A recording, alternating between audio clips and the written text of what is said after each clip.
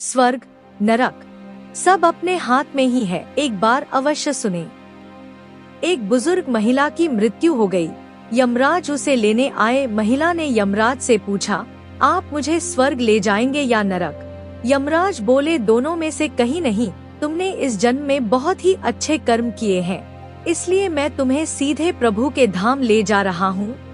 बुजुर्ग महिला खुश हो गई और बोली, धन्यवाद, पर मेरी आपसे एक विनती है। मैंने यहाँ धरती पर सबसे स्वर्ग नरक के बारे में बहुत सुना है।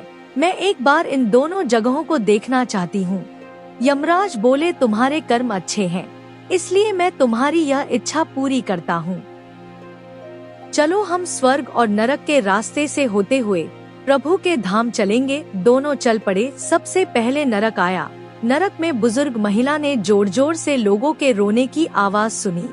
नरक में सभी लोग दुबले पतले और बीमार दिखाई दे रहे थे। महिला ने एक आदमी से पूछा, यहाँ आप सब लोगों की ऐसी हालत क्यों है? आदमी बोला, तो और कैसी हालत होगी मरने के बाद। जब से यहाँ आए हैं हमने एक दिन भी खाना नहीं खाया। भूख से हमारी आत्माएं तड़प रही हैं। बुजुर्ग महिला की नजर एक विशाल पतीले पर पड़ी, जो कि लोगों के कद से करीब 300 फुट ऊंचा होगा। उस पतीले के ऊपर एक विशाल चम्मच लटका हुआ था। उस पतीले में से बहुत ही शानदार खुशबू आ रही थी। बुजुर्ग महिला ने उस आदमी से पूछा, इस पतीले में क्या है? आदमी मायूस होकर बोला, यह पतीला बहुत ही स्वादिष्ट खीर से हर समय भरा रहता है। बुजुर्ग महिला ने हैरानी से पूछा, इसमें खीर है तो आप लोग पेट भर के ये खीर खाते क्यों नहीं? भूख से क्यों तड़प रहे हैं? आदमी रो रो कर बोलने लगा, कैसे खाए? यह पतीला 300 फीट ऊंचा है, हम में से कोई भी उस पतले तक नहीं पहुंच पाता। बुजुर्ग महिला को उन पर तरस आ गया। सोचने लगी, बेचारे खीर का पतीला होते हुए भी भूख से बेहाल हैं। शायद ईश्वर ने इन्हें यही दंड दिया होगा। यमराज बुजुर्ग महिला से बोले, चलो हमें देर हो रही है। दोनों चल पड़े। कुछ दूर चलने पर स्वर्ग आया। वहाँ पर बुजुर्ग महिला को सबकी हंसने खिलखिलाने की आवाज सुनाई दी। सब लोग बहुत खुश दिखाई दे रहे थे। उनको खुश देखकर बुजुर्ग महिला भी बहुत खुश हो गई। पर वहाँ स्वर्ग में भी बुजुर्ग महिला की नजर वैसे ही 300 फुट ऊंचे पतीले पर पड़ी जैसा नरक में था। उसके ऊपर भी वैसा ही चम्मच लटका हुआ था। बुजुर्ग महिला ने वहाँ लोगों से पूछा, इस पतीले में क्या है? स्वर्ग के लोग बोले, इसमें बहुत स्वादिष्ट खीर है। बुजुर्ग महिला हैरान हो गई।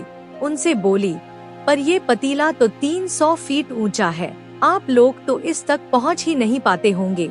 उस हिसाब से तो आप लोगों को खाना मिलता ही नहीं होगा। आप लोग भूख से बेहाल होंगे, पर मुझे तो आप सभी इतने खुश लग रहे हो, ऐसे कैसे? लोग बोले, हम तो सभी लोग इस पतीले में से पेट भर के खीर खाते हैं। महिला बोली, पर कैसे? पतीला तो बहुत ऊंचा है। लोग बोले, तो क्या हो गया? पतीला ऊंचा है तो यहाँ पर कितने सारे पेड़ हैं। ईश्वर ने पेड़ पौधे नदी झरने हम मनुष्यों के उपयोग के लिए तो बनाए हैं। हमने इन पेड़ों से लकड़ी ली, उसको काटा, फिर लकड़ियों की टुकड़ों को जोड़कर विशाल सीढ़ी का निर्माण किया। उस लकड़ी की सीढ़ी के सहारे हम पतीले तक पहुँचते हैं और सब मिलकर खीर का आनंद लेते हैं। बुजुर्ग महिला यमराज की तरफ देखने लगी। यमराज मुस्काए, बोले, ईश्वर ने स्वर्ग और नरक मनुष्यों के हाथों में ही सौंप रखा है। चाहे तो अपने लिए नरक बना ले, चाहे तो अपने लिए स्वर्ग। ईश्वर ने सबको एक समान हालातों में डाला है। उसके लिए उसके सभी बच्चे एक समान है।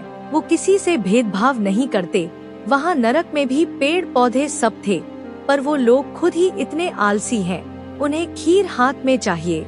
वो कोई कर्म नहीं करना चाहते, उनमें कोई मेहनत नहीं करना चाहता, इसलिए सब भूख से बेहाल हैं। यही तो ईश्वर की बनाई इस दुनिया का नियम है। जो कर्म करेगा, मेहनत करेगा, उसी को मीठा फल खाने को मिलेगा। अर्थात स्वर्ग एवं नरक आपके हाथ में ही है। मेहनत करें, अच्छे कर्म करें और अपने जीवन को स्वर्ग बनाएं।